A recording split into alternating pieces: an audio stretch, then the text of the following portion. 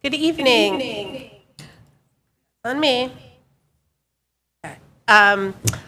Welcome to the December 12th, 2024 Northampton Public School Student Advisory Council meeting. I'm Jean Louise Scherer, the chair of the school committee, and I'll be presiding this evening. This meeting is being held both remotely on Zoom pursuant to the modification of the state's open meeting law for the pandemic and in person here at JFK Middle School. This meeting and all participating will be audio and video recorded. And I'll call the meeting to order and begin by asking Cassie to please call the roll of the school committee now that we have a quorum. Mayor Shara. Present. Member Gacy's absent. Karen Foster Hannon. She will be late, as will Member Gazy. Okay. Member Seraphy Cox. Yeah. Member Stein. Here. Member Hennessy. Present. Member Miller. Present. Member LaBounty. Present. Member Agna. Not here today. And Member Davis. Present. Great. And this is the student advisory section, so we'll hand it over to the students for a presentation. Thank you. Welcome. If you can, just try and, I know you only have one mic, or that one's probably on too, so maybe you can share both those mics and speak into it the best you can. Oh, I can, that might be as far as you can go. Got it. Okay, I'm Scarlett. I use she, her pronouns. I'm a sophomore, and I am involved in the band program and the visual arts department at NHS. Our presentation is going to be on the budget of the arts department. Yeah. I'm Cielo Knox. I use they, them pronouns. I'm a freshman, and I'm involved in theater tech.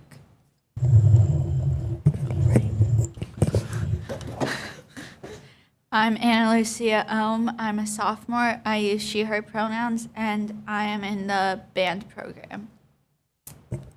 I'm Zara Usman. I'm a junior, and I'm the drum major for the NHS band.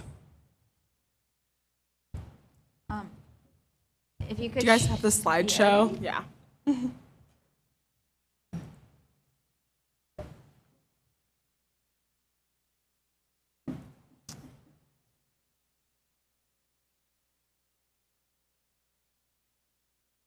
One second, I'm sorry.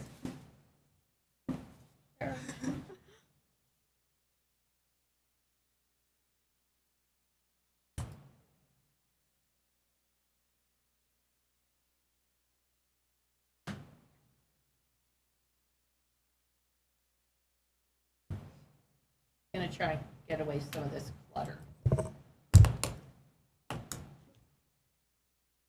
Okay, here we go.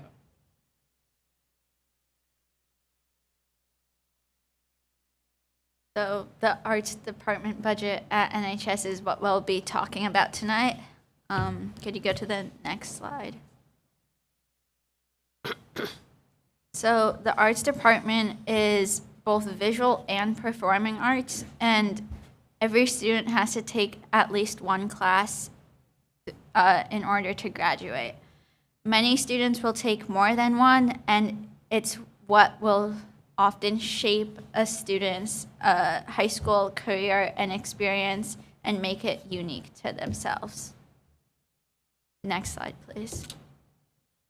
Yeah, starting with visual arts. The visual arts classes are really popular at NHS, ranging from concepts in art, which is kind of like the basic art class that a lot of students take, to honors art and ceramics. Ceramics is often waitlisted, and many students don't get the opportunity to take it, which is really unfortunate for people who want to pursue a career in the arts. And in general, a lot of the classes get waitlisted. Yeah, so the art room is an amazing place to be during the day. Ceramics and art club run after school on Mondays, but you can also drop by on Fridays during the day in Flex, and it is a really important place for many students. Yeah, we want to support the program as much as possible because it's a very lively part of our community. And right now, the department is relying on donations from the PTO, local businesses, and caregivers. And we really want to expand this program because students love these classes, and we are running a good department currently, but we would love to expand much more and create more opportunities with proper funding. So our band program has 2 semester classes. The fall semester is our marching band, more centered on marching band because of the football season. And then we switch into a concert band where we have a concert at the end of the semester. The spring semester, we have a wind ensemble, which is typically smaller, more about 20 people take wind ensemble. And then, that's the classes that band has. And there's also many classes that the band director teaches that is not playing instruments, like music technology and American pop music. As you might be able to tell, we love the band, and the community that's in it is great, especially if you're starting at NHS and are getting used to being in a new school, new community, anything. It's a great space for everyone. We often pride ourselves on the fact that our band room is kind of like our home base. We all have our individual lockers, which we keep throughout the year. And most of us, it's where we go in the morning and where we go after school before we leave. And it's just overall a part of life, even when we don't have band in the semester. And the community is very tight-knit. And so, yeah, it's a very important part of life for us. The next slide, please. So the chorus program has classes for all kinds of singers. There's a cappella, which is the Northamptons, chorus, which is just your typical singing class, and then chamber choir, which is an audition group, and you sing, like, all of the classes sing amazing music, and they're all so, so good. So theater has a range of many different classes for both cast and crew for theater, as well as the fall play and the spring musical. There are acting classes, so a lot of actors choose to take those during the year and then use those in the play or the musical, use those talents. And then also there's like a stagecraft class for the crew people to learn how the stage is built. And it's just such an important part of people's day and year. A lot of people will go to Dave's room during Flex and just hang out, and it's just such an amazing community, and everyone's so tight knit, and like we all are super good friends. It also like brings a bunch of people to NHS because the musical especially is very well known, and so a lot of people know that the theater program at NHS is very good because of the musical. So that's awesome. And I was in crew this fall for the play, and I was helping on the soundboard, and it was really amazing because I got an opportunity to connect with a bunch of like upperclassmen, like seniors, and I still, even though it's over, I still like say hi to all of them in the halls and like connect with them, and it's just really awesome. I'm really glad I got to be a part of that. The next slide, please.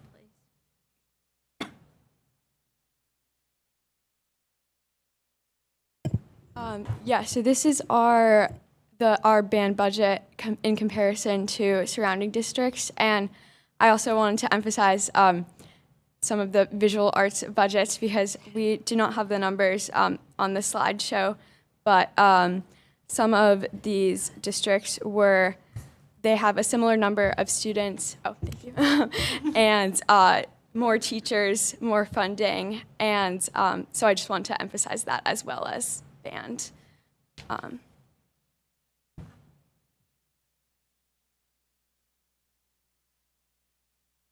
So, oh, can you go back to? Sorry. It's okay. So, even though our band may not have as much money as other bands, it's still such a great program, such a great community. We do so much already, and same with the arts, the visual arts. Like they're able to produce such amazing artwork with the budget that we have. So even if we don't have, say, $45,000 for a budget, a band budget, we any amount of money that's a little more than $800 would go a long way into getting us around and to more band experience. As part of like the training requirement for being a drum major, you have to go to DMA, Drum Major Academy, and there you kind of talk to lots of different drum majors from around the Northeast. And like one of the people in like my close knit group, she was the Belchertown drum major, and just hearing about like the stuff she got to do versus the stuff that we get to do, it's like it would just make such a big impact if even we had like a small percentage more, because like we all know how struggling our budget is and how struggling our schools are on so many different accounts, but we don't actually need that much more in order to get that much better. But right now, like buses are like our main expense because they're so expensive, and if we could just like get past that hurdle and be able to spend money on something other than buses, that would be incredible. And like another like low priority thing that we haven't done is wash our uniforms. They were bought in the 90s, so they have not been washed. Yes, mine is the white one, and so it is quite brown in some places. So like things like washing our uniforms aren't really that important to our priorities as a band. And band itself is not like the most accessible to all students like kind of activity, because you have to play an instrument. Like, I mean, a lot of them are reeded, so like that's an expense that you have to pay for yourself. And if we had more of a budget, we could support more types of students, which we all know goes along with what Northampton prides itself on. So just even like whatever we could have would make the world of a difference, because our band program keeps increasing. We get more students each year, and we could just be able to support all our students so much better and have like it even better time together, because like fun is not a very talked about experience like in high school, especially at this level, but it's a really important one because we work so hard every single day, and we really need that space in all the arts departments, because most students at NHS are given that space because of the quality of our programs here. So we really, whatever we could get, even if it's just a few $1,000s for the whole performing arts department, more, we could do so much more with it. Yeah, I also wanted to add that the $800 is for all of our band director's classes. So he uses it on only the marching band, but he teaches more classes like electives and the wind ensemble. So just like having more to work with and expand off of, I think there's a lot of opportunities that we would love to experience, like competitions or away games, and just like the hurdle of getting buses really keeps us back from a lot of those opportunities that other schools and other bands get to do. We have the dedication to do all these cool things. We have the commitment, but we just don't have the money for it. Yeah. Next slide, please.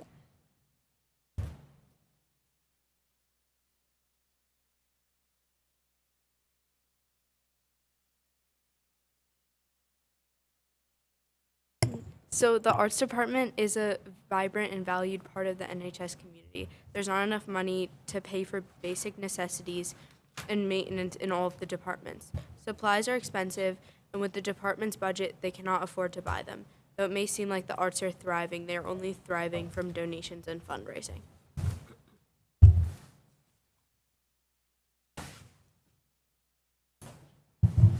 Okay, do you guys have any questions for us?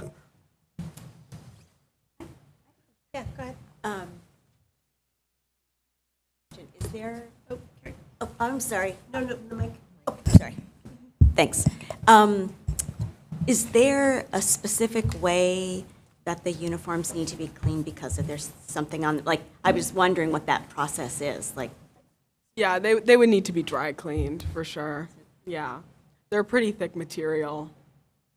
and do they have to be sent to a special place or any, I'm just, I Dunno. I don't know, but I doubt it considering the fact that I don't think we would have a partnership if they're, if they haven't been washed in like 25 years. So I doubt think it. about that really. It's kind of, Yeah.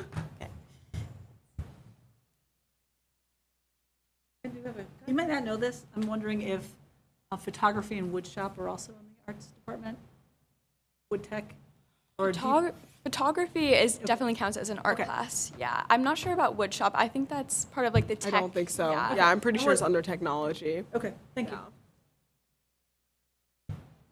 Any other questions? Well, I don't have a question. I just want to make a comment, which is, I just think it's, the arts at the schools are essential, and that I don't think people always appreciate how much music is part of learning, and that it enhances people's not just understanding of things, but it allows a form of expression that doesn't always need words. And I think also anyone who's lived in this community for a long time, as I have, appreciate every single year the high school musical. That it's a community event. It is not just the high school. And I just think that the arts at the high school are essential. And I'm really sorry that we're not able to fund more. And I would encourage all the staff to apply for NEF grants to supplement. Yeah, and I think that that's also like a big part of why we are here though, is because NEF grants are, it's a small, like it's like if it's a small grant, it's a 3-year cycle and then it's over. And so we had a percussion coach for our drum line, and that grant's running up on its 3 years. So like, how is that going to get funded? I don't know. So I would just really do want to say that I feel like all of the arts teachers, I know all the arts teachers really do go for the NEF funding. And so like, that's why we're here, is because it's unlike a lot of things in the school budget, we know that a small amount of money in addition to what we already have will make a large difference. It isn't going to take that much more for us. We don't need $45,000. We don't need to go to the amount of competitions that Belchertown does, but like just a few more, like $2,000 more, like that's not that much in the grand scheme of the budget of the district. And but I really appreciate what you're saying about how the arts is essential. Like I think we all really agree with that. And we also, you see us every day talking about the budget and from our student union perspective, but we wanted to talk about the budget from our nerdy arts perspective, so it's a little so different, I know. Member David. Thank you. I wanted to clarify the specific numbers that you brought up were for the band, but I believe the musical, for example, or any of the theater or any of the other things, that's fundraising too. So are people working together on that, or that's a different group of parents and boosters that do that kind of thing? The musical has its own set of boosters, and I'm not 100% positive, but I'm like 75% sure, maybe 80, that they or the money is like recurring, like they spend it and then they make it back from the I see. revenue. So Tickets and stuff. yeah, because they like not just the tickets, like the other things that are sold at the venue, but so like the musical people who fundraise for the musical really like that is like a whole thing that the parents take on. So but it's definitely not together with And it's the other not in arts. the regular budget. And it's not in the regular budget. But that is like $20,000, so I don't know, like that's a lot more. Thank you. Dr. Bonner, this question is for you, actually. I just raised my hand. Oh, I'm sorry. No, that's okay. I'll take it down. When I haven't looked at this in a while, but when we look at the money, I know it's not a lot of money that we generate from football games. Does a portion of that go to the band? Because I know some parents go because of the band, not I because. think it goes all into the Only to athletic basketball. revolving fund, but I will double check Yeah, that. I just think that that's interesting. That's a good question. Oh, So please. I did raise my hand. So I wanted to tell the Student Advisory Committee that we are, come January 1st, we start our budget work process. And the first steps of designing and developing the budget comes from the building principals. And so I know that you all have a great relationship with your principal, as you belovedly call him Tags. Have you had the conversation with him so that he can include these requests in his budget? I don't think that's come up at our last cabinet meeting. I don't think so. No, but we will definitely put it in at our next one. Okay, thank you. Scheduling those has been a little difficult this year. I just want to add to that comment that I think it's really important to ensure that it's not just, that's all the arts, that it's not, band is essential, but so are the choral groups, so are the art classes, so are the theater that are not musical theater, that are straight theater. So all of those are important, so I want to make sure all of those are represented when speaking with the principal. Yeah, thank you so much. We'll definitely make sure that it is important to acknowledge that we, like, 3 out of 4 of us are very involved in the band more than, like, other involvement in any other kind of arts at NHS. So definitely the presentation skewed band heavy. So I do recognize that, and we will advocate for all the arts for sure when speaking to the principal. It's just that we have the most knowledge about the things we're in, Okay, thank you. Any other questions or comments?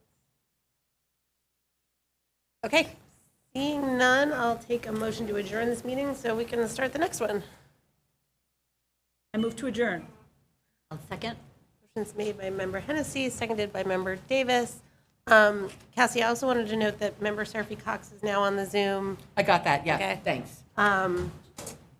Roll call, please.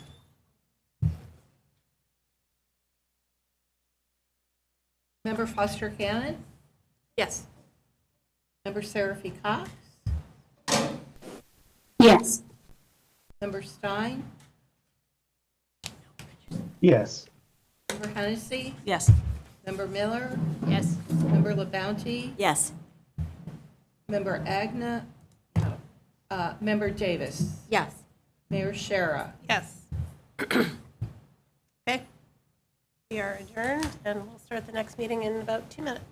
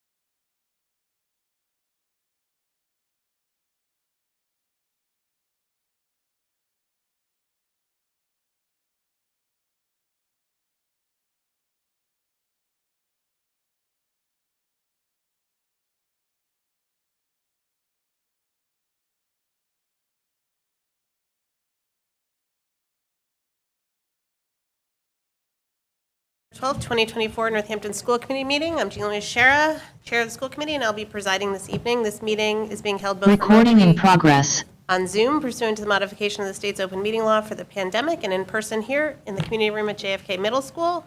This meeting and all participating will be audio and video recorded. And I will call the meeting to order and ask Cassie to please call the roll of the school committee. Member Seraphy Cox. Present. Member Stein. Present. Member Hennessy. Present. Member Miller. Present. Member LaBounty. Present. Member Davis. Present. Mayor Shara. Present. Member Gacy.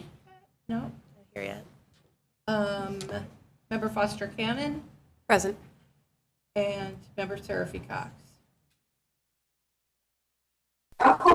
Still present. Sorry. And I'll note that both Member Seraphy Cox and Member Stein are on Zoom. I think that's it on Zoom. And our first item is the norms, but Member Gazy is not, will be late this evening, so let's skip over those. And we will go to the student representative report. Welcome again. Thanks. You already know us, but I'm Hannah Lucia. And I'm Scarlett. so, winter sports, this will just be a quick update on all NHS. And so winter sports have started, they started last week and are already in full swing. Many of the sports have already had meets, games, competitions, whatever it suits their sport. And tomorrow is the Battle of the Bridges for the basketball team, both boys and girls, at the Mullen Center.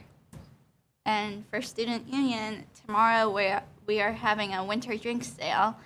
So we'll be selling warm drinks like hot cider, hot chocolate, and coffee. Yeah, and then band update. We have 3 jazz combos playing at Click Space tomorrow as part of the Winter Stroll Arts Night Out. And then also there's an opportunity for female identifying students over 16. It's called the Mary Shea Wright Flight Memorial Scholarship. And this scholarship is for students interested in flying or becoming commercial pilots. And it covers the cost of everything you need to obtain a license, including lessons, medical certificates, materials, and a flight test. So a couple weeks ago, Matali Banda came to perform for the annual Goldstein concert. Everyone loved him, and he was amazing. And last year, the student union helped pick him to be the performer. Next week, the class of 2027 will be having a food drive where students can bring canned goods to their first period class for them to be collected. And this is a bit in advance, but in January, at the end of the semester, January 15th, I believe, there will be the concert for band, chorus, and that's a Wednesday, if you want to put it in your calendars. Yeah, thank you. Is that everything? Yeah, thanks so much. Does anyone have any questions or comments? Yes. Member Banton. I just wanted to say thanks. I am now the president of the reconstituted Athletic Booster Club. And and we are looking for help with concessions at some of the games and also thinking about things like contests at like the swim meets and other ways to help raise money. And if there are student groups, whether it's a class or the Key Club or something like that that wants to help volunteer, we can look at splitting some of what we make in the concessions with whatever group is able to participate with us. So if you're interested, you can email the hampboosters@gmail.com, and we can send you the sign-up genius and to volunteer.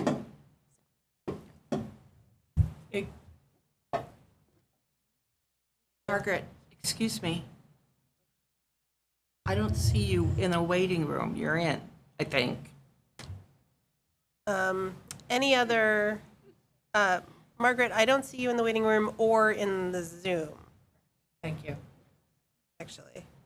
Maybe try again? It's kind of still spinning. Oh, okay. But it says she's waiting. Oh,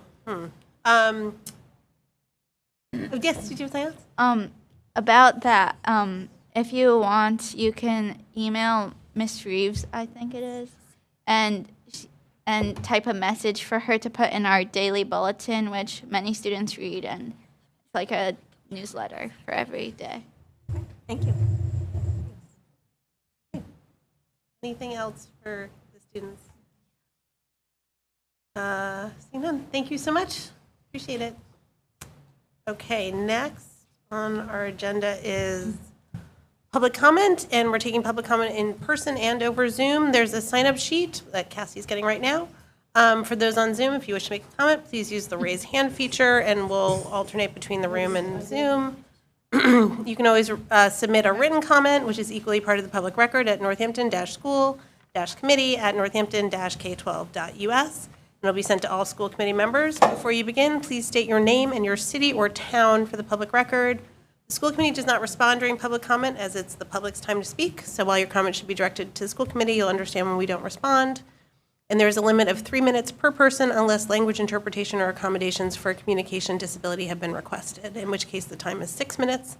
And a timer will be set to ensure everyone has an equal opportunity to speak. According to the rules of procedure, the school committee receives public comment for a maximum of 90 minutes. So we'll be beginning public comment at 6:39. There's no one's at the podium? No. Oh, okay. I thought I saw someone sign up. Okay, I don't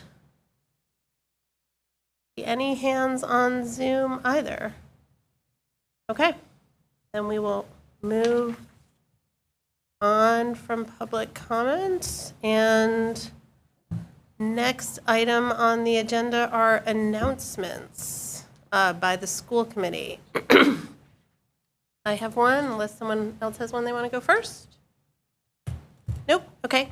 Well, as the school committee knows, Member Foster Cannon has submitted her resignation from the school committee effective this Monday, December 16th, and I'm very sorry to see her step off the school committee, and I just want to thank you for your service, not only for the district, but for the city and the community in general, as you know, as well as your prior service on city council. It's been a privilege to work with you in both of those bodies and in many regards. So thank you for all that you've given, and wish you all the best.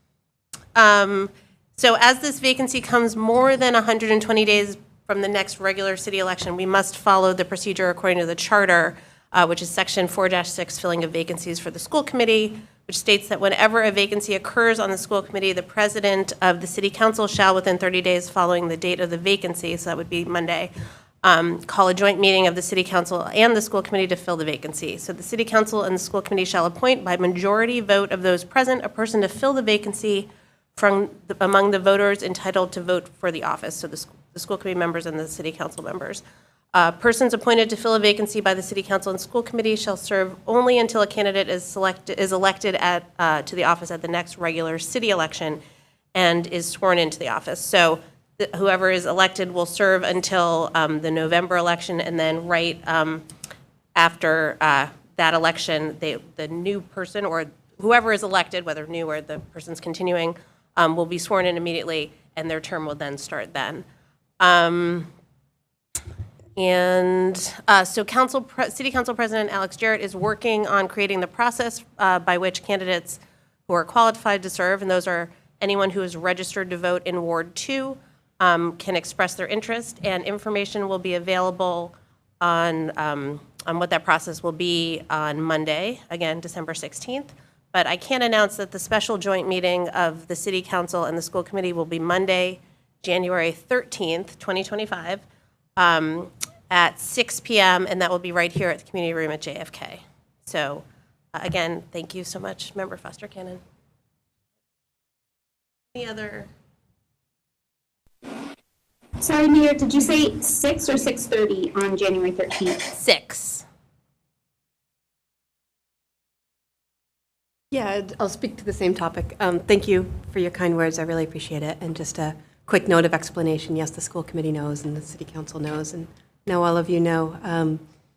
Sometimes we enter seasons of our life that require more attention, and I've entered one that I had not anticipated. And so when I made the commitment to serve on the school committee and to serve the city, I fully intended to do that. And I'm sorry to be stepping down. I've gotten to see some tremendous public servants, incredible work on the schools, incredible advocacy from the community and from parents, and I'm grateful for whatever role that I've been able to play, and will continue to be a proud member of the Northampton public school community, and living here in Northampton, any way I can serve the community moving forward, I'm here for. And thank you all. Thank you. Any other announcements? Nope. Okay. Seeing none, we are up to recommended actions, which is the vote by the consent agenda. I will read all the items and then ask if there are any removals, because there's no discussion on the consent agenda. This is minutes of April 13th, 2020, July 21st, 2020, October 22nd, 2020, October 29th, November 3rd, November 5th, all 2020. These are all school committee meeting minutes. May 12th, 22, July 1st, 22, interim search meeting minutes. July 5th, 22, interim superintendent search minutes. July 7th, 22, special school committee meeting minutes. July 12th, 2022, special school committee meeting minutes. August 11th, 22, school committee meeting. September 22nd, 22, school committee meeting. January 12th, 2023, meeting minutes. February 1st, 2023, superintendent search minutes. February 9th, 2023, regular school committee meeting minutes. February 15th, 23, superintendent search committee meeting minutes. February 27th, 23, superintendent search committee meeting minutes. February 28th, 23, superintendent search committee meeting minutes. March 1st, 23, superintendent search committee. March 9th, 23, regular school committee meeting minutes. March 20th, 23, superintendent search committee meeting minutes. November 14th, 24, meeting minutes. And donation from to Florence Community Band, from Florence Community Band to Northampton High School Band of $1,500. Field trip for the Northampton High School for the Model UN. Field trip Northampton High School to Great Path Academy, Manchester, Connecticut. Field trip JFK Middle School to Washington, D.C., and an MOA with special education teachers. Those are all the items. Member Stein, do you have any removals? Yeah, I just asked her to remove the superintendent search minutes. And looking at them, it appears that there's a number where the executive session notes are listed in them, which we wouldn't want to approve or release in that form. So that's my recommendation, that block that is the superintendent search committee minutes. Okay, that is from February 1, February 15th, February 27th, February 28th, March 1st, March 20th. Any other removals? No. Is there a motion to approve the consent agenda? I'll make a motion to approve following minutes, all of them. There's other things other than minutes. So how about motion to approve the consent agenda with the removal of the superintendent search committee meeting minutes? Including that, including the removal of those that Member Stein just mentioned. Right. Okay, thank you. Motion's made by Member Miller, seconded by? Second. Member Hennessy. Roll call, please. Member Stein? No. Member Hennessy? Yes. Member Miller? Yes. Member LaBounty? Yes. Member Agnes absent. Member Davis? Yes. Mayor Shara? Yes. Member Gacy, still not here, sorry. Member Foster Cannon, Yes. Member Seraphy Cox, Yes. Great. Okay. So that's approved with those removed for a future meeting. And that brings us to new business. And one item of new business, then we're going to break for executive session, then we're going to come back to new business. But we're happy to welcome NEF to talk about small grants to educators. And I see that Jennifer Sanders James is here from NEF. So welcome and thank you. Mayor, do we need to deal with the ones we removed from the consent agenda? Oh, apologize. Oh, I thought, did you want to discuss, or were we just removing those to a future meeting? Oh, no, that's what I wanted. I wanted to return them so that they could be edited. But Yeah. if we could just do that, great. Yes, so we will remove them and bring them back to a future meeting. Thanks. Sure, thank you. Okay. Good evening, and thank you, everybody. The NEF Small Grants Committee met earlier this fall, and we have come to ask you to accept $27,722 for 13 grants for the Northampton Public Schools from the fall 24 cycle. Just briefly, I'll tell you the name of all of the grants. I will not tell you all of the people that wrote them, but I will tell you the schools. There is the Sipinski Fractal Pencil Pyramid from Northampton High School, the Crocodile River Music Dance Workshop from Bridge Street School, the Better World Picnic for Bridge Street School, the installation of a hydroponic garden at Leeds Elementary, Snap Circuits, electronics for 2nd and 5th graders at Leeds and Ryan Road, an orchestra field trip to see the Springfield Symphony Orchestra. This is Bridge Street and Leeds together. Topics in engineering at the high school. Exploring equity in American history at JFK and the high school. An MPS Caregivers Cafes at all of these schools. The Science Olympiad at Northampton High School. And then Jackson Street and Ryan Road, 5th graders take a trip to the Springfield Symphony. And finally, it is Art History Travel Fund for the Northampton High School. Our board is happy to bring these to you, and we ask y'all to accept the funds. Thank you so much. That's a tremendous list. Yes, it's great fun reading them, and we're always thankful that the community supports NEF and allows us to give this money back to the schools. And we would love to have more people be involved, either giving of their funds, which are always nice, and their time, which is equally as nice. But thank you all, and please accept the money. Thank you very, very much. Does anyone have any questions or anything they'd like to share with Ms. Sanders James from NEF? Yeah, please. Just thank you so much. I mean, I think it goes without saying, and yet I'm saying it. We really gratefully accept this. I know how much work you guys put into it, both fundraising and the deliberation, and how much work the teachers do, and to support the schools, the educators, and the students in the way that you do for such a long time. It's wonderful. Thank you. Thank you. We're happy to do it. We love our community, and we love our students, and we love our teachers, and y'all hardworking folks. So thank you all. Thank you. Thank you so much for all that you do. Okay, so we need a motion, please. I'll make a motion to accept the generous gift from the Northampton Education Foundation. Motion's made by Member Miller, seconded by? Second. By Member LaBounty. Any further discussion on this generous gift of donations?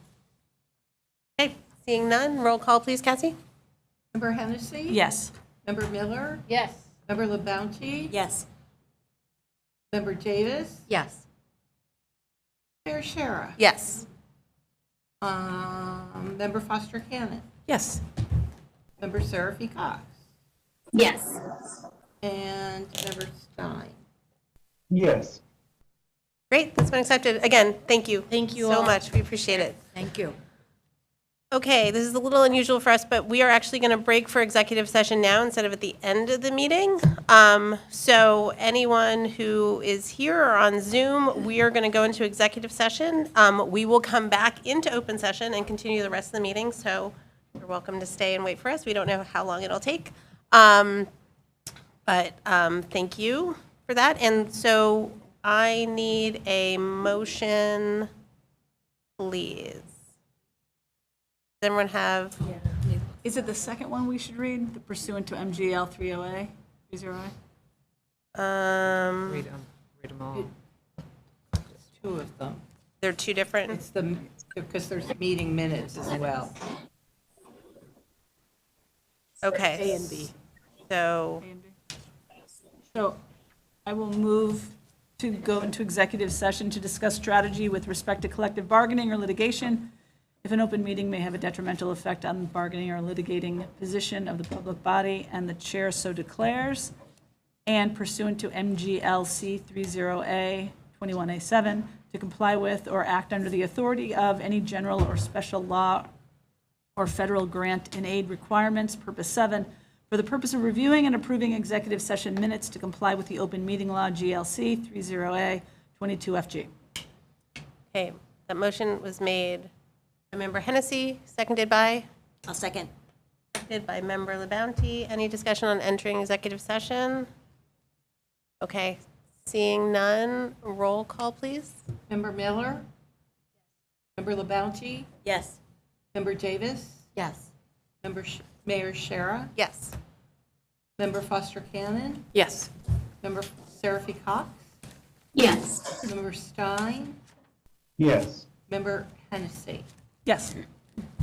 Okay, great. So we're gonna go into executive session. We will come back into open session for anyone who's waiting. And thank you for your patience.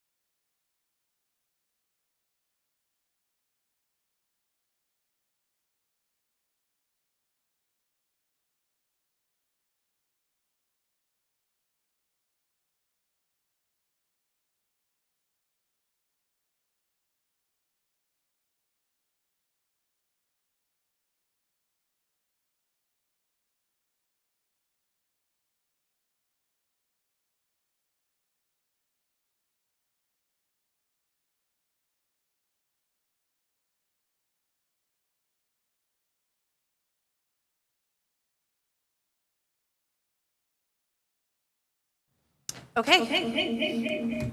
We are back. And thank you for anyone who waited around.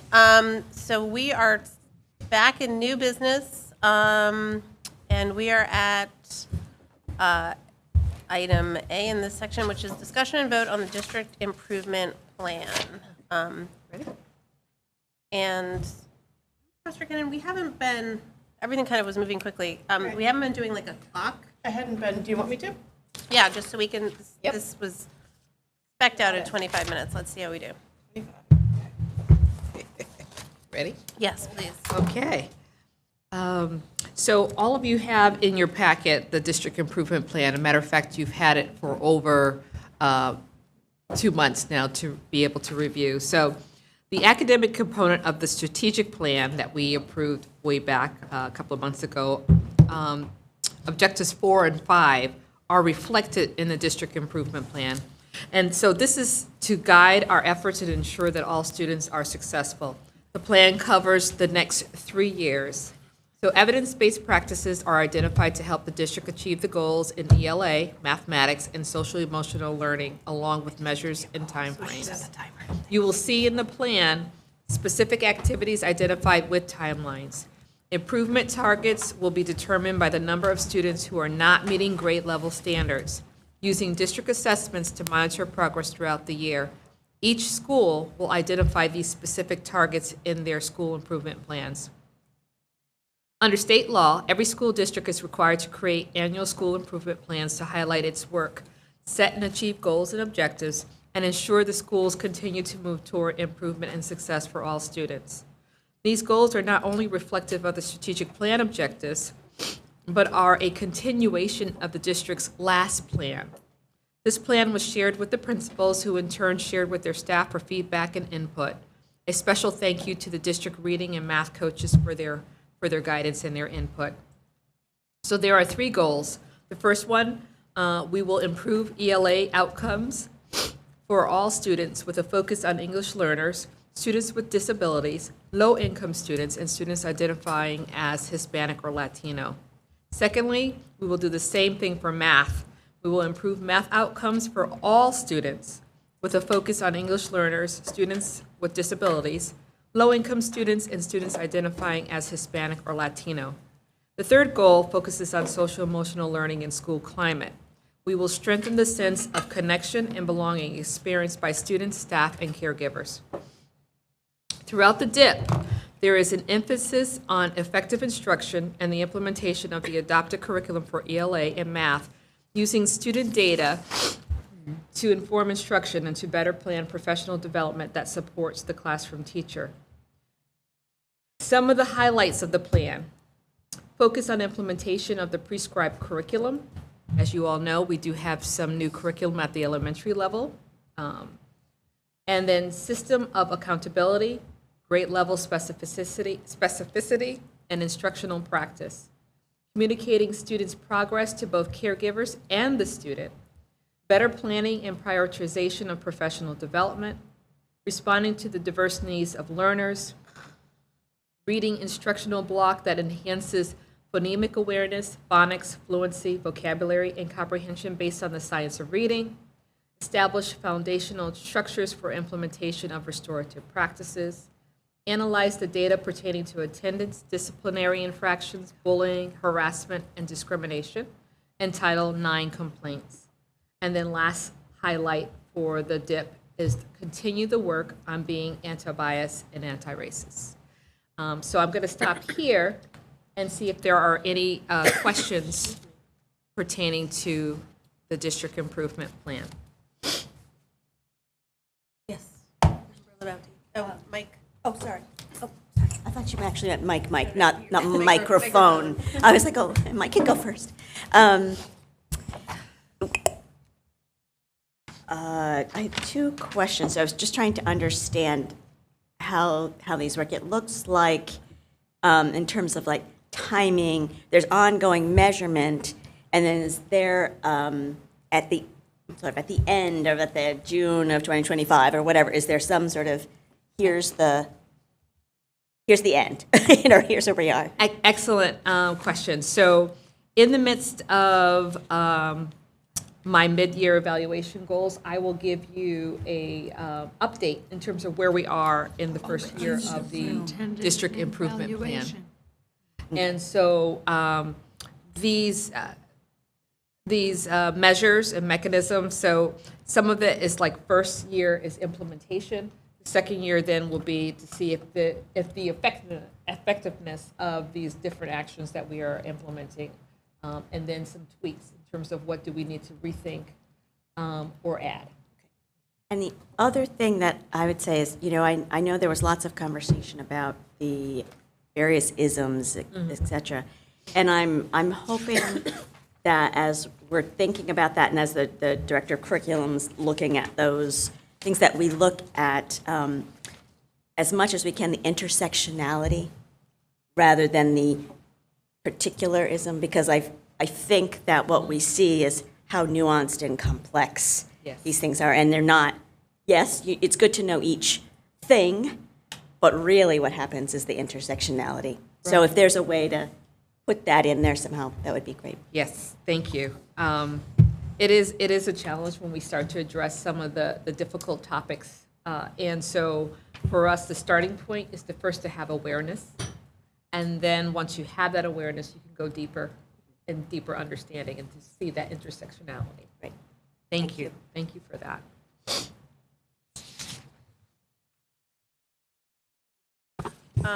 Member Stein. I have a number of questions. The first is related to SMART Goal 1. It's quiet. Public hearing him. I'm sorry? We can't hear you very well, and I'm not sure if it's you or the room. I'll try to speak up too. That's a little better. Okay, good. Yeah, that's better. Okay. I'll get a little closer to the mic here. For Smarty Goal 1, I'm really glad to see focus on ELA outcomes, specifically for the populations that I mentioned. But, we talk about developing systems of accountability and support for grade level ELA expectations, et cetera, instruction materials, curriculum. We only have a curriculum K through 8, and it's new since we got grant funding for it, but we haven't invested in any curriculum for 9 through 12. So I hope we'll see like some curriculum line items in this next budget for those areas. And I have a concern throughout about who is going to do a lot of this work. I understand we're trying to measure a lot of things, beginning of year, middle of year, end of year. We're going to use M-Class, we're going to use iReady, and then it seems like at least on the math, we're going to use iReady to tell us what interventions need to have, and then that's kind of also supposed to tell the teacher what they're supposed to do. I get all that, but I still don't really see where we have the staff in place to do a lot of these interventions. And I heard somewhat from the chair of math at the high school about this, and I looked at the Smarty Goal 2. And this is actually related partially to multi-tiered support services. So we all remember last spring we talked a lot about multi-tiered supports, and we don't have them, but the goal says we're gonna have 3 levels of multi-tiered supports somehow this year, which doesn't seem plausible. So what the math chair shared, that the high school doesn't have anything resembling an MTSS. They don't have a single interventionist working at the high school, which brings up the question of why, who is the people that are going to be responsible for implementing all those parts of the DIP? She says there's no such thing as a math coach or a math interventionist at the high school. And according to a colleague who's been there for 18 years, there hasn't been one. So the question becomes who does all of this work to drive all of this change, and are the timescales relative? And maybe I don't understand them, but I don't understand how plans are resources. So under resources to accomplish some of these ELA goals, we've got the prioritization plan, the Student Opportunity Act SOA plan, we've got the Equity and Special Education plan, we've got curriculums and assessment systems. I get those two, but I don't really understand how plans are themselves resources. They may tell us how we should deploy resources, but I don't understand that. So I guess my two main questions are, or three questions. Are we going to get a 9 through 12 curriculum for ELA that will specifically help our students that have been left behind by the past one and aren't covered by the K-8 one we received? And do we have the necessary amount of interventionists to move the needle in the ways we're talking about for this population in the plan, in the timescales as they're defined? And if not, what resources do we need to accomplish these goals?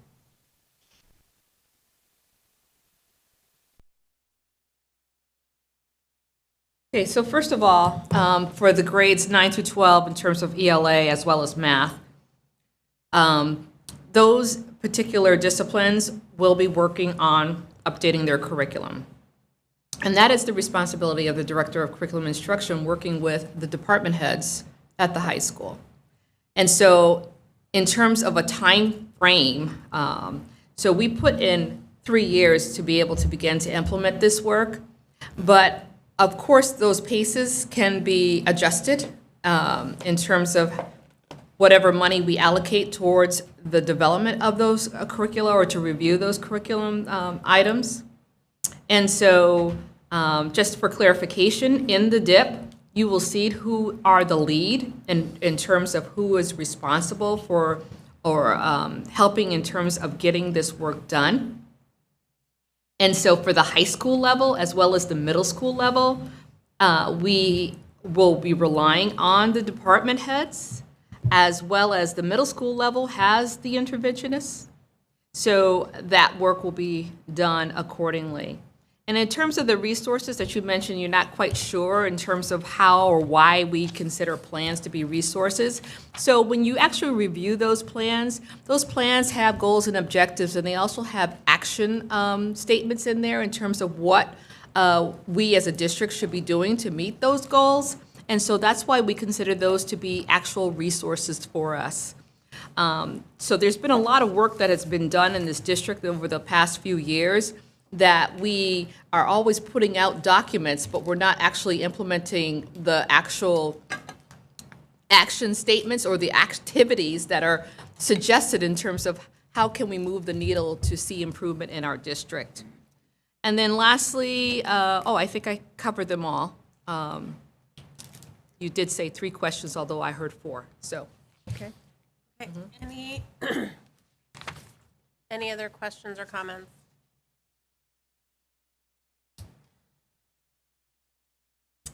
Okay. Seeing none, hold on, let me find it. Is there someone want to make a motion to approve? Make a motion to approve The district improvement Thank you. plan. I'll second. Don't write down thingy. Okay, motion was made by Member Gazy, and was that you, Member Davis, who Yes. seconded? Okay.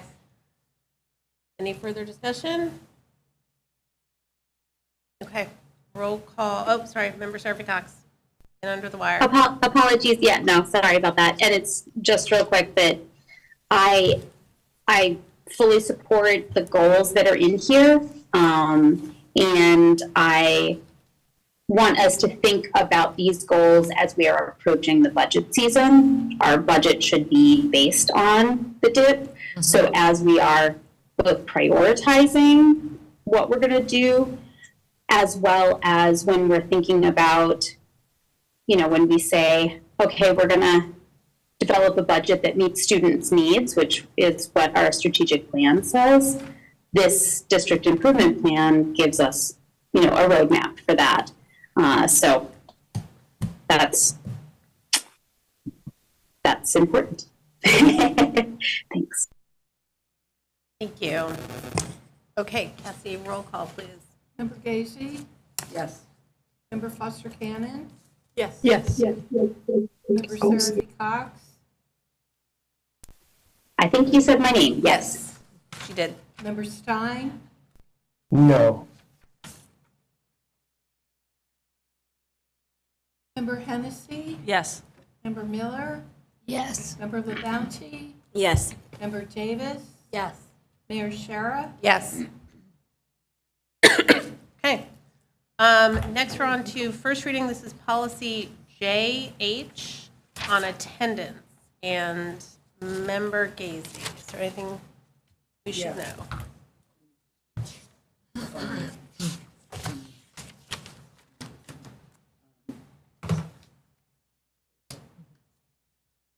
So this policy is the redone student attendance Yes. one, and it is the first or second reading? This is the first This reading. is the first reading.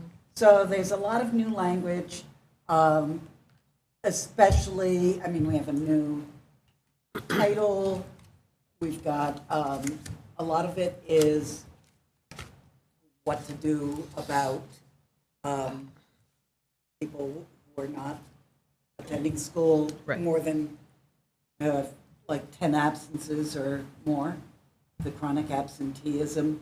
And then the last part is the caregiver options for excessive absence, right out of the law. Okay. Any questions or discussion? Okay, we will see that come back. Reading. Margaret has her hand. Oh, I'm so sorry, Margaret. Yes, I'm sorry. Member Miller, go ahead. So my concern in this is that it not sound in some way punitive, because having worked with many people, students who have school refusal, it's one of the hardest issues to help with. And those students that are not able to attend for psychological, emotional reasons, it's extremely difficult to help with. So I just think that it's very important that the emphasis be on helping those students in meeting with families to try to work on how to help with the problem rather than it being in any way punitive. And that's my only concern. I wasn't concerned specifically. I think that when it says that the district would file a child requiring assistance, that's fine, as long as it is followed up with that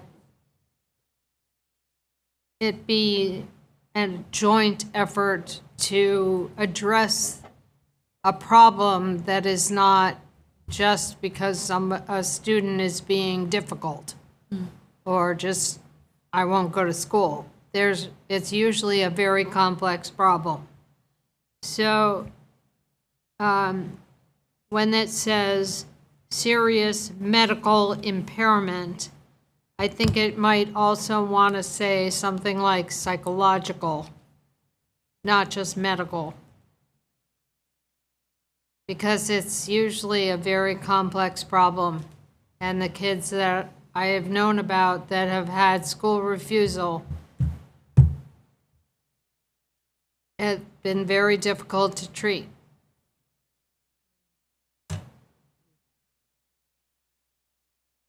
Is that in the last section, the caregiver options for excessive It's absence?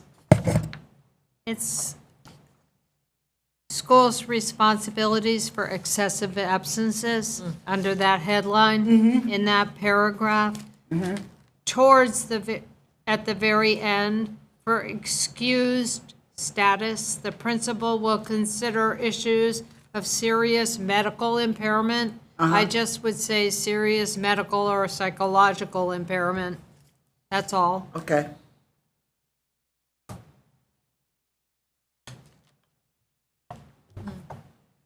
Okay, any other discussion or any other? Okay, thank you. So we're on to reports and recommendations. And Dr. Bonner, superintendent's report, and this is going over goals. Oh, yeah, this is great, too. Ready? Okay, so tonight is actually a first quarter update of the superintendent's 2-year evaluation goals, and I'm only going to focus on the 3 goals and not go into depth in terms of the indicators. So goal 1, which focused on implement action steps to obtain objectives of strategic plan. I will say that I will connect standard 3, family and community engagement, with this. And so we as the district, I have a team that's working with me, we are beginning to establish work groups for specific focus or foci. So thus far, the group addressing the need for wraparound services, which we call out of school time group, has been organized, and they've met probably about 3 times. But if you've noticed, any of you who may have pre-K through grade 5 students, you will have received a caregiver survey, which is really about a needs assessment to see the need of wraparound services for our students at the elementary grade level. So this is the first area that the group is examining.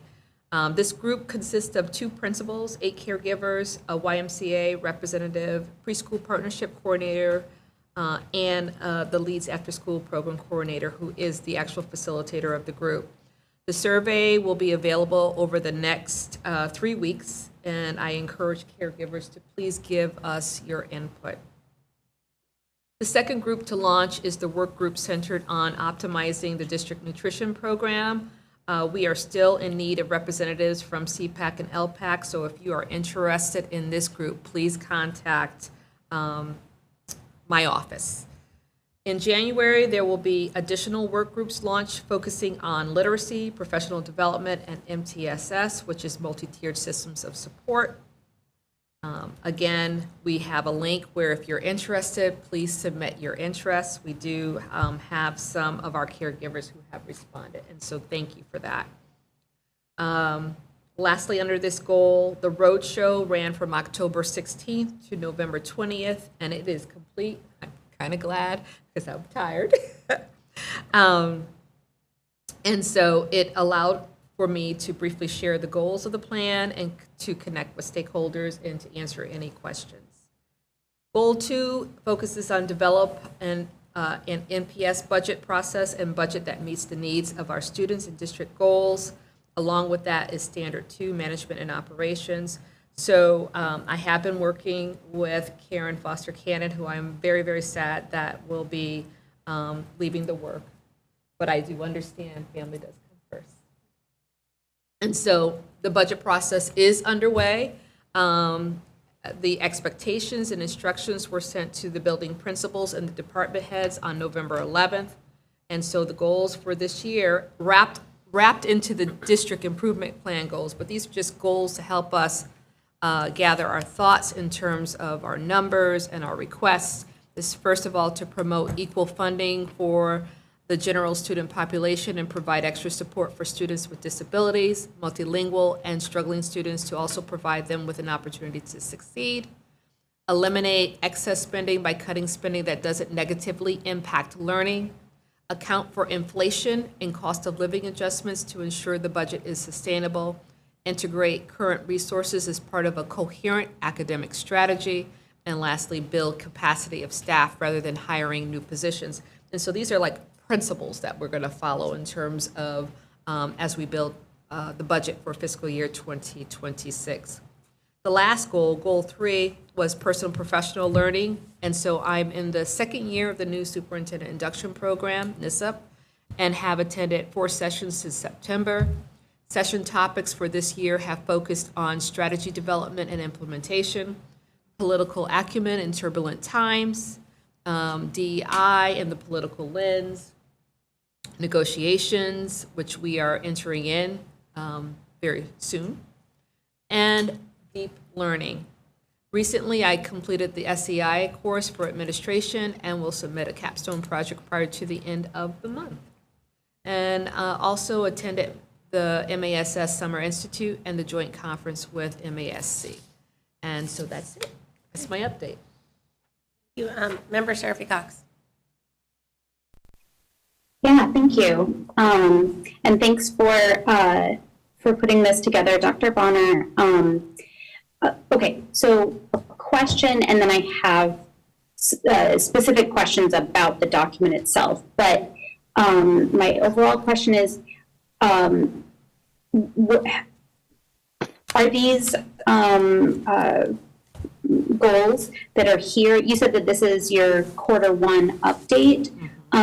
So have they already been approved? Is that where we're at? So we had that conversation in our agenda setting. And so it was requested of me to give an update. And so the evaluation team have actually helped direct me in terms of their input and guidance.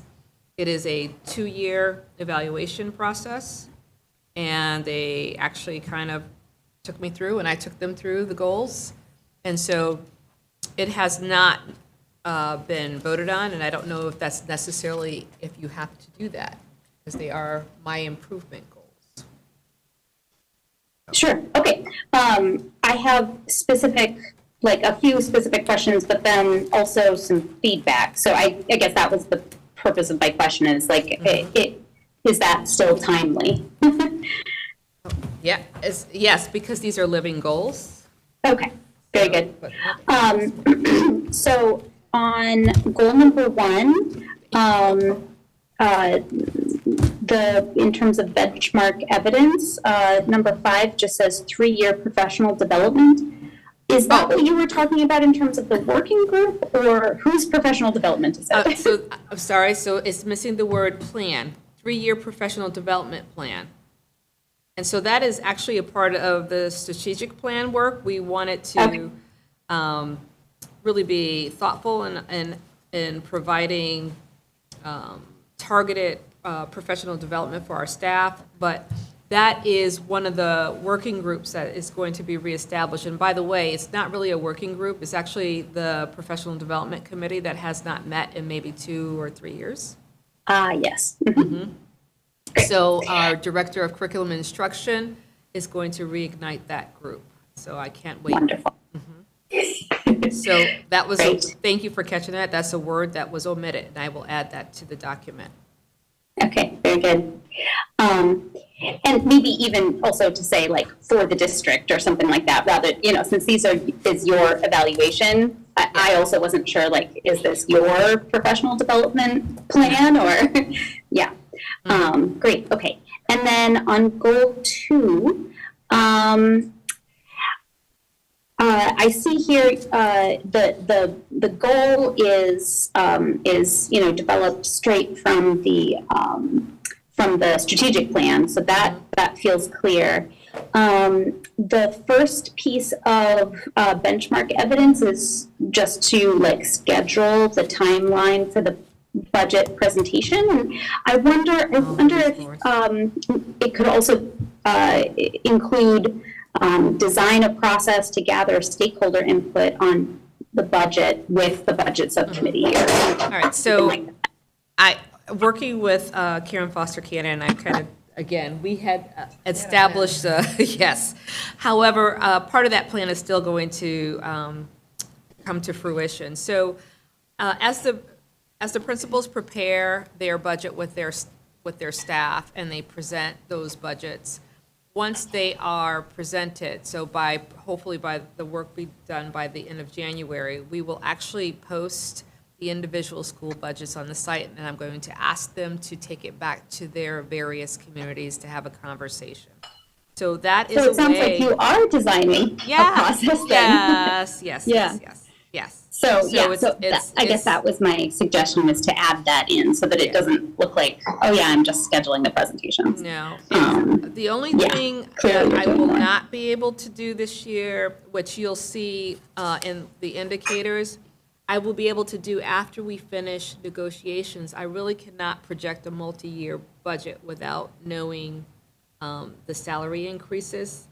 But as soon as we ratify the new CBA, I can then quickly begin to project what the next 2 or 3 years budget increases will be with Bobby, working with the business manager. I mean, you can provide that information to the school committee as we're in the process of negotiations. Yes. But yeah, publicly, sure.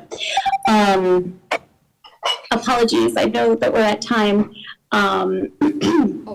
Also on goal 2, maybe could there, the evidence for documentation, could there be added documentation on how the developed budgets address the goals of the DIP? And so that actually, this year, because I'm going to actually be doing a different format, is that you will see the goals within the budget. You'll see it. They will be implemented. So, even how I present it, it will be literally a lift from the district improvement plan as well as some combination of the strategic plans. Great. And then on number 3, this is like tiny, but isn't the FY27 increase supposed to be 3.5%? Yeah, so. Like it goes. I have to check the numbers that were given to me last year, and I know that it was 3.5, and then 4. So I will double check those numbers to update that, but. Yeah, it's a similar issue to what we were having with the other numbers we were looking at last week. Yeah, great. Yes. And then the last thing is on goal 3. It doesn't really read like an actual goal. Personal professional learning, I don't know. Is it like, what are you hoping to achieve with your personal professional learning? I heard you kind of articulate some of that as you were talking in terms of some of the topics that you're going to be engaging with. So I wonder if that can be integrated into your goal. Certainly, I can reword that, but it's so educators, we have what we call a professional growth learning, and so that's where that comes from, and so for me, I am this work is all centered around being the leader of a district. So some of the topics that we talk about in these in my different meetings or coach and so on really pertain to the work that we're doing specifically around the strategic planning and now negotiations and so on. So I'll be glad to make it more verbose or richer in the writing. No problem. No need to go to the verboseness, perhaps. I can have it straight to the point. Yeah, Professional utility. growth. Yeah, it's okay. But yeah, I appreciate you hearing me out on those things and also engaging with them, because how we write goals I don't know, they've done studies that it changes the way that your brain is thinking about, the future direction of whatever you're doing. And you go back to that sentence and you look at that sentence and process it again and so forth. So clearly this is part of what I do in my professional job. So Emily, I'm Great. glad you so much. you said that, because I wrote this pre-election, and now I probably will have a different statement to write there post-election. So, because there's going to be a lot of changes that are going to be coming, and there's a lot of uncertainty. So, I will wordsmith that. Okay. Great, thanks so much. Member Stein.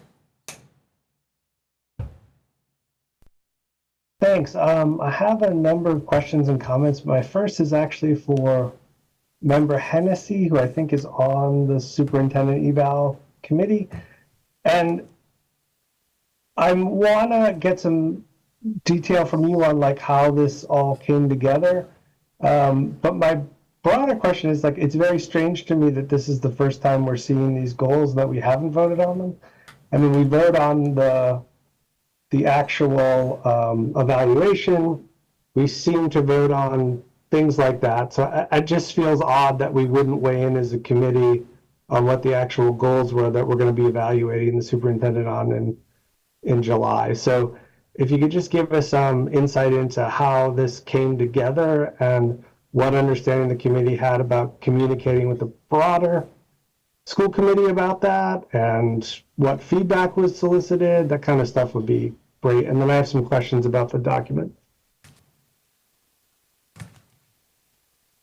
I don't have any of my notes with me, Member Stein. We met Dr. Bonner in when? September? September. We moved it away from our agenda at one point and this meeting because of the timing, I believe. We were going to discuss it, and it was after, again, Michael, Member Stein, I don't have my notes in front of me. We had talked about the evaluation, and we'd had a discussion briefly at our school committee meeting, right? Right.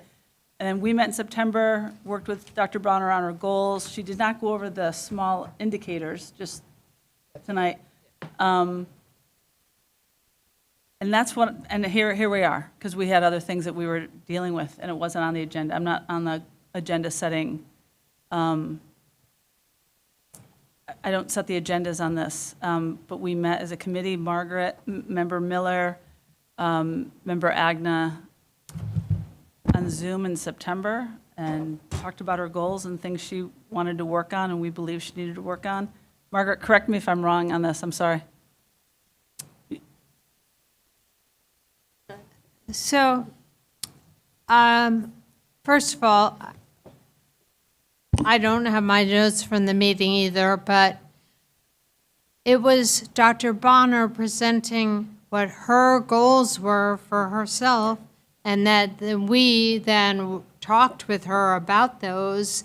And I remember having specific input which are integrated into these goals, such as we talked about communication styles. We had some concerns about that, which we presented, and Dr. Bonner responded to and integrated into these goals. And so it wasn't that we determined the goals. I think we worked with Dr. Bonner about what she thought her goals should be and what we thought, and together we came up with these goals that she's been working on. Yeah, and it was based on a discussion after the evaluation, and I thought it was a great process, really talking about what you wanted to work on professionally, what we felt, and you felt the district needed, and I'll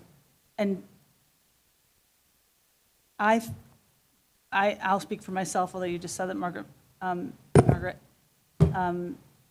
took feedback really seriously and well, I thought, and integrated our concerns, particularly about communication, into these goals.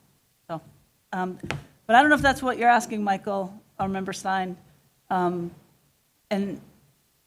that's my response. And Margaret, thank you for filling in the blanks. No, I appreciate understanding that. It just seems like it's one of these things that maybe the subcommittee would have presented to us for a vote. And it does strike me as a bit odd that, given the last review outcome, no one on the subcommittee has looked at the benchmarks. And this is tonight, and we're sort of saying, well, maybe we don't even need to approve them. It just seems like kind of an odd process. I'm glad to hear it was fruitful and that there was productive conversations. That's always good. Now for the document. There's a couple things I want to raise.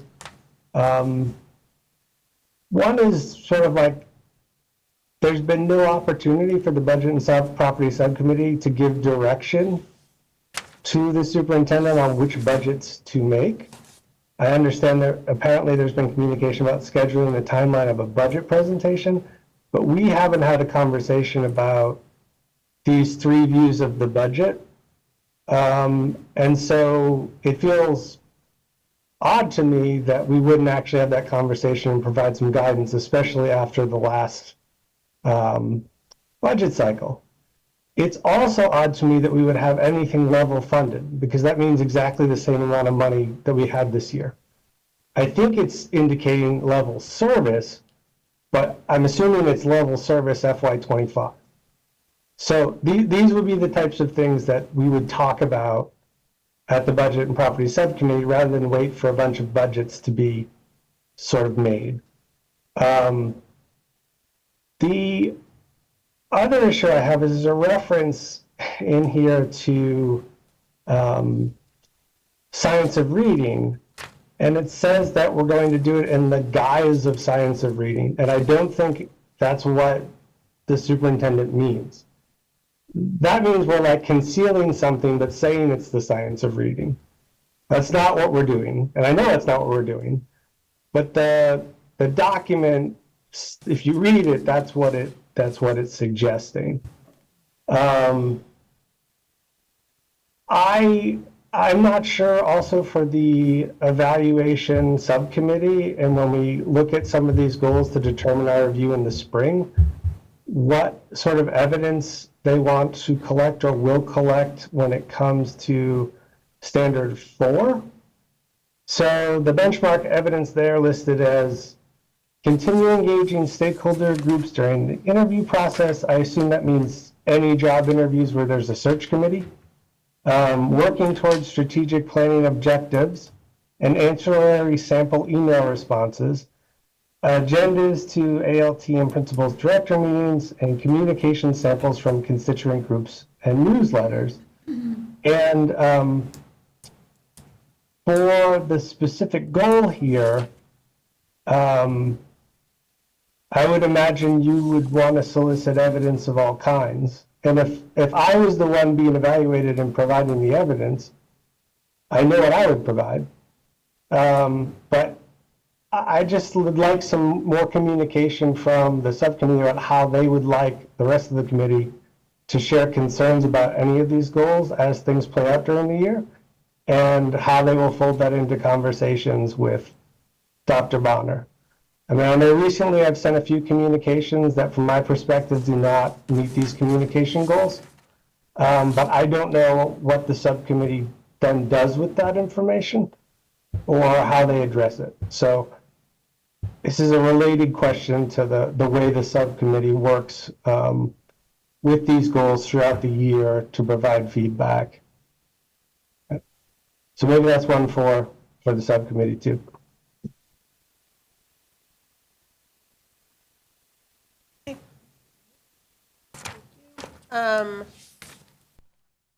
Any other questions or comments? Okay.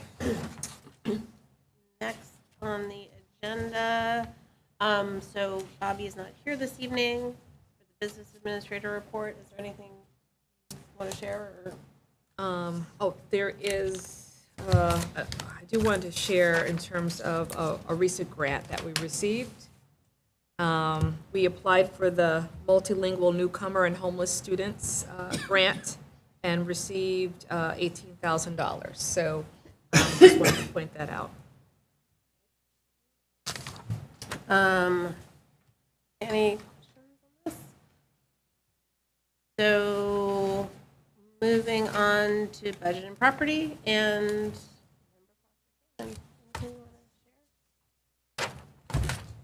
at our last meeting, we had a discussion around Title I funds. So hopefully got some clarity about, how those are being allocated across schools. The next meeting is in January, it's scheduled, I believe, the 13th, which is also the date of the special city council meeting. So then maybe, that meeting will be rescheduled. Okay, thank you. And no other reports. Future business.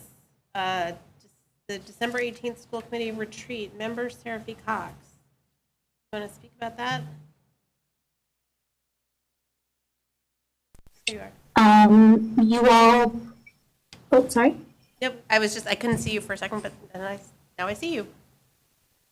You all should have received from me, I think either today or yesterday, a pre-reading document that has materials to, prepare us for the retreat. I hope you all read them. Let me know if you have any accessibility issues with them. I think that they are compatible with screen readers, but just let me know if you need it in any other form. And then if anybody didn't see the email from Member Hennessy, we are all throwing down for pizza. So put in your pizza requests. And I was raised on pineapple on pizza, so I really take offense to the hating of pineapple on pizza.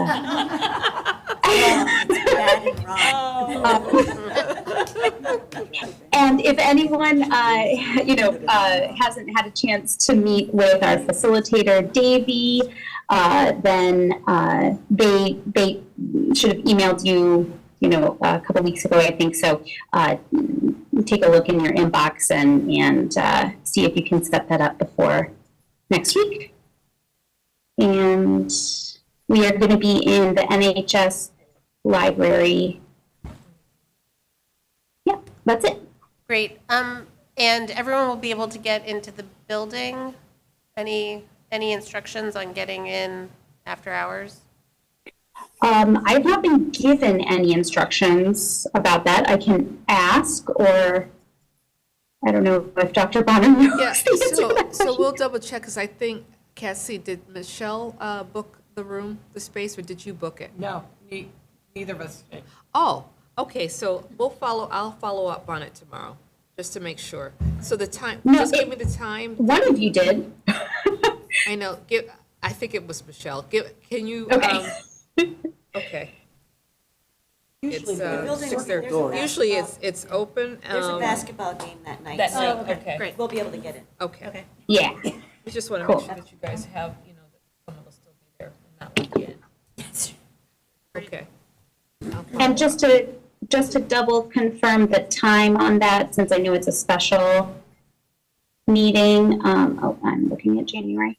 Is it posted, it looks like it's posted for 5:30 to 8:30. Yeah, okay, That's what it says here. great. Although Okay. No, it says it says 6:30. 6, so it says two different things. Under the actual topic here, under future business, it says 5:30 to 8:30, but under future business meeting dates, it says 6:30. Oh, it should definitely not be 6:30. Should be 5:30 5:30 to 8:30 is 5:30, okay. It's probably left over from other meetings. Okay. 6:30. Yeah, it's posted on the website for 5:30 to 8:30. Okay, great. Yeah, great. Okay, good. Any future topics? Okay.